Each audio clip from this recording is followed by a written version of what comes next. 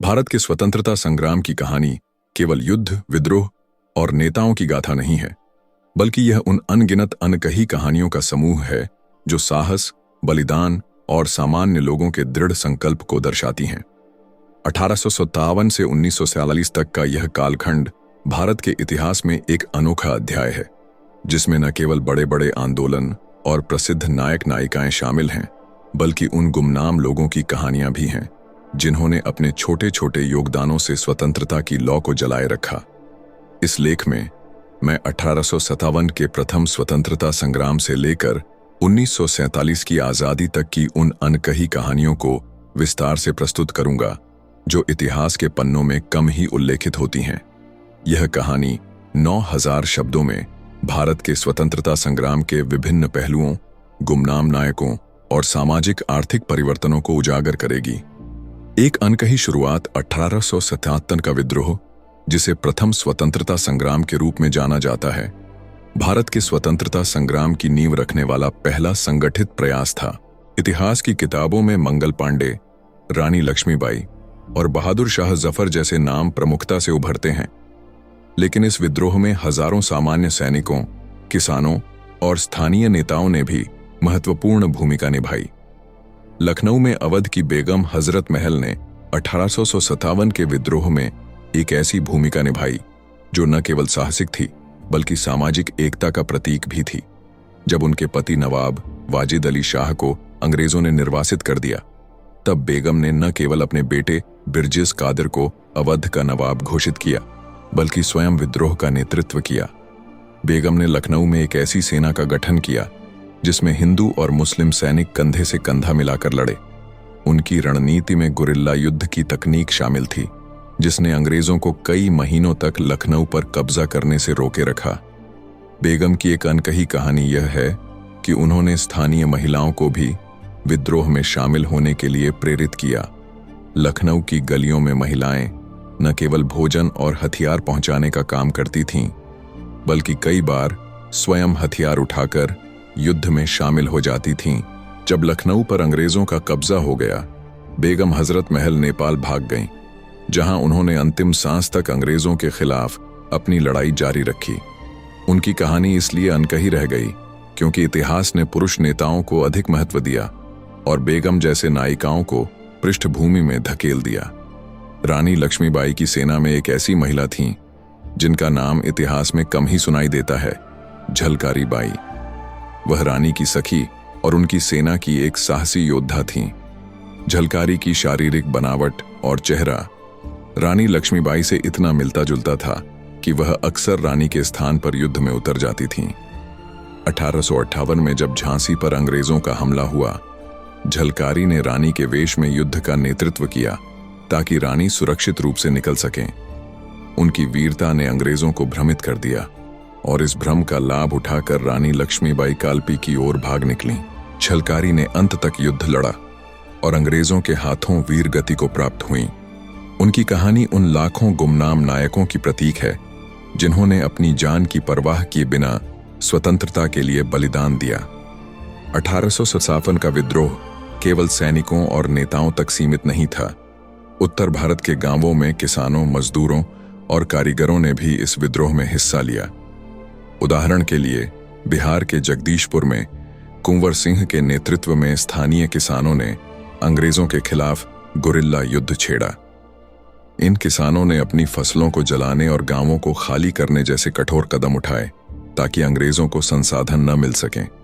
इन गुमनाम लोगों की कहानियां इतिहास में दर्ज नहीं हुईं क्योंकि उनके नाम और चेहरे अज्ञात रहे, लेकिन उनकी छोटी छोटी लड़ाइयों ने मिलकर 1857 के विद्रोह को एक जन आंदोलन का रूप दिया।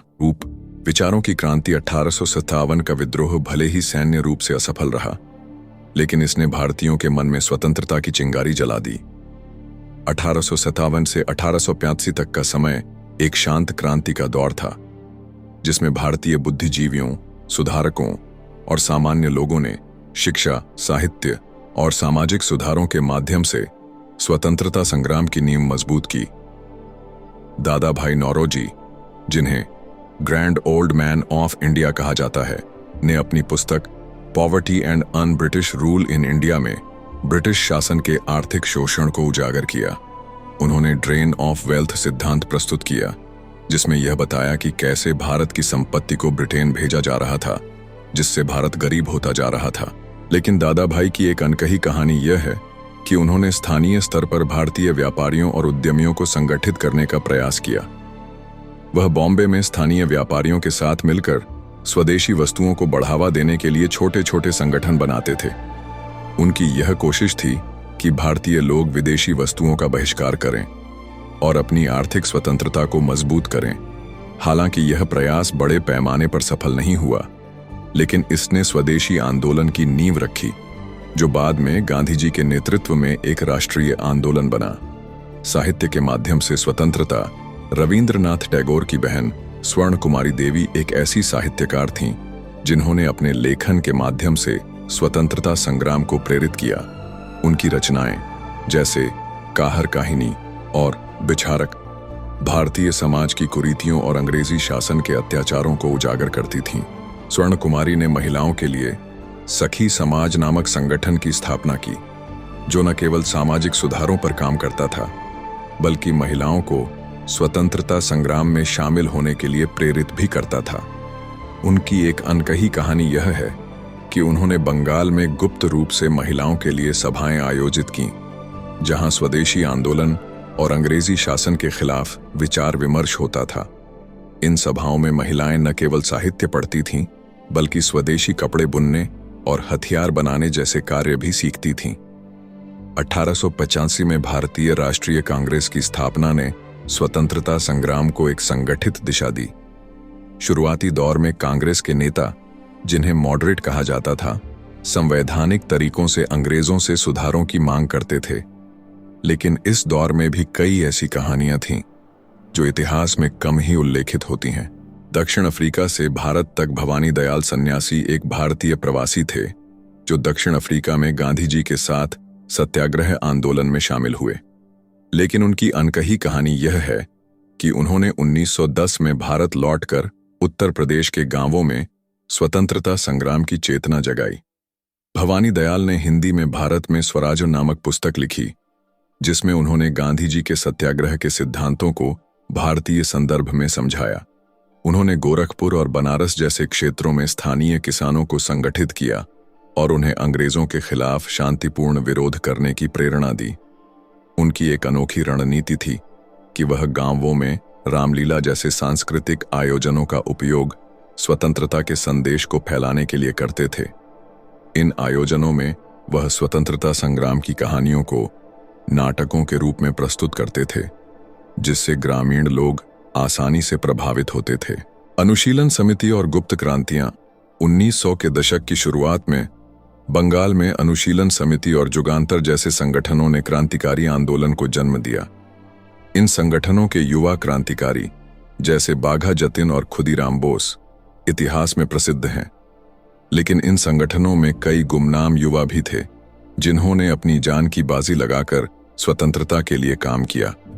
उदाहरण के लिए प्रफुल्ल चाकी एक युवा क्रांतिकारी थे, जिन्होंने 1908 में मुजफ्फरपुर बम कांड में हिस्सा लिया।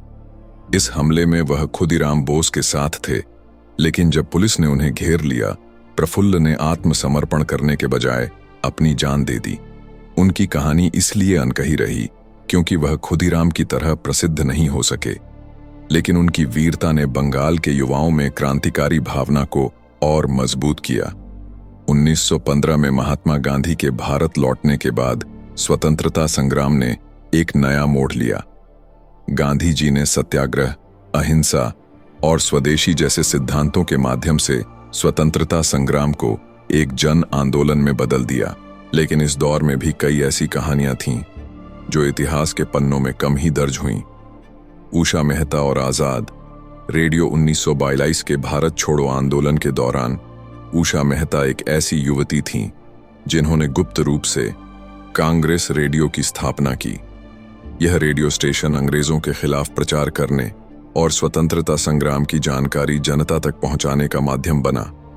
उषा और उनके साथियों ने मुंबई में एक गुप्त स्थान से रेडियो प्रसारण शुरू किया, जिसमें गांधी जी के संदेश, क्रांतिकारी गीत और आंदोलन की खबरें प्रसारित की जाती थीं।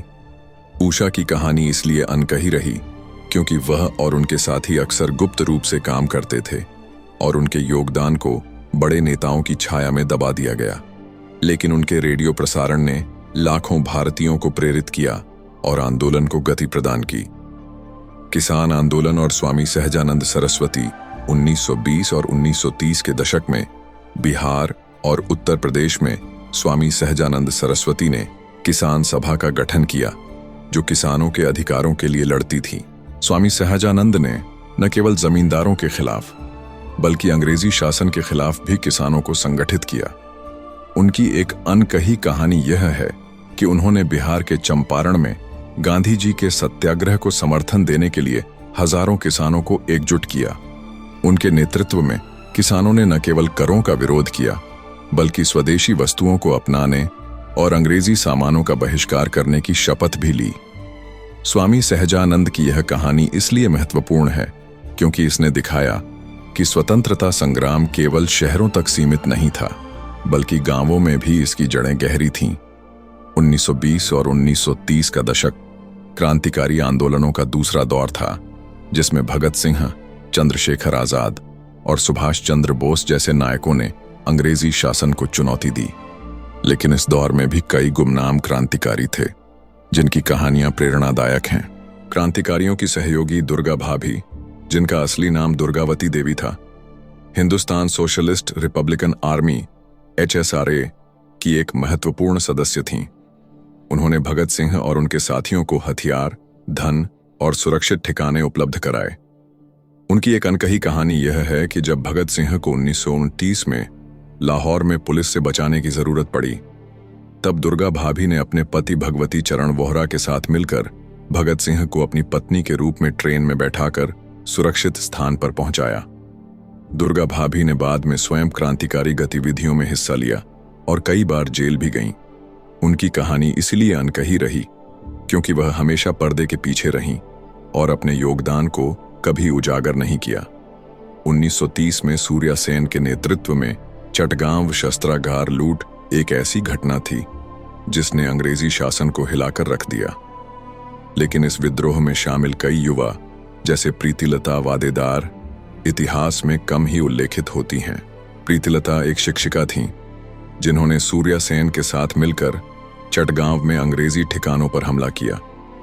1932 में उन्होंने एक यूरोपीय क्लब पर हमला किया, लेकिन इस हमले में वह घायल हो गईं और आत्मसमर्पण करने के बजाय साइनाइड खाकर अपनी जान दे दी। प्रीतिलता की कहानी उन सैकड़ों युवतियों की प्रतीक है जिन्होंने क्रांतिकारी आंदोलन में हिस्सा लिया लेकिन जिनके नाम इतिहास में गुम हो गए। 1942 का भारत छोड़ो आंदोलन स्वतंत्रता संग्राम का सबसे बड़ा जन आंदोलन था। गांधी जी के करो या मरो के नारे ने पूरे देश को एकजुट कर दिया। इस आंदोलन में न केवल बड़े नेता बल्कि लाखों सामान्य लोग शामिल हुए। भारत छोड़ो की नायिका अरुणा आसफ अली ने 1942 में मुंबई के गोवालिया टैंक मैदान में तिरंगा फहराकर भारत छोड़ो आंदोलन की शुरुआत की। जब कांग्रेस के बड़े नेता गिरफ्तार हो गए, तब अरुणा ने भूमिगत होकर आंदोलन का नेतृत्व किया। उन्होंने गुप्त रूप से पर्चे छपवाए, रेडियो प्रसारण किए और स्वतंत्रता सेनानियों को संगठित किया। उनकी एक अनकही कहानी यह है कि वह कई बार पुरुषों के वेश में यात्रा करती थीं ताकि पुलिस उन्हें पकड़ न सके। उनकी वीरता ने न केवल पुरुषों बल्कि महिलाओं को भी आंदोलन में शामिल होने के लिए प्रेरित किया। सुभाष चंद्र बोस ने आजाद हिंद फौज INA का गठन कर स्वतंत्रता संग्राम को एक नई दिशा दी। लेकिन INA में शामिल कई सैनिकों और महिलाओं की कहानियां अनकही रह गईं। उदाहरण के लिए कैप्टन लक्ष्मी सहगल ने रानी झांसी रेजिमेंट का नेतृत्व किया, जिसमें सैकड़ों भारतीय महिलाएं शामिल थीं। ये महिलाएं न केवल युद्ध में लड़ीं बल्कि घायल सैनिकों की देखभाल और रसद आपूर्ति जैसे कार्य भी करती थीं। एक अनकही कहानी यह है कि रानी झांसी रेजिमेंट की कई महिलाएं दक्षिण पूर्व एशिया के जंगलों में गुरिल्ला युद्ध के लिए प्रशिक्षित हुई थीं।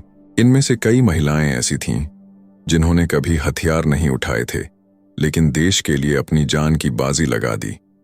1947 में भारत को स्वतंत्रता मिली, लेकिन इसकी कीमत लाखों लोगों ने अपने बलिदान से चुकाई। न केवल बड़े नेता बल्कि सामान्य लोग, महिलाएं और बच्चे भी इस संग्राम का हिस्सा बने। विभाजन की त्रासदी और मानवता की कहानियां।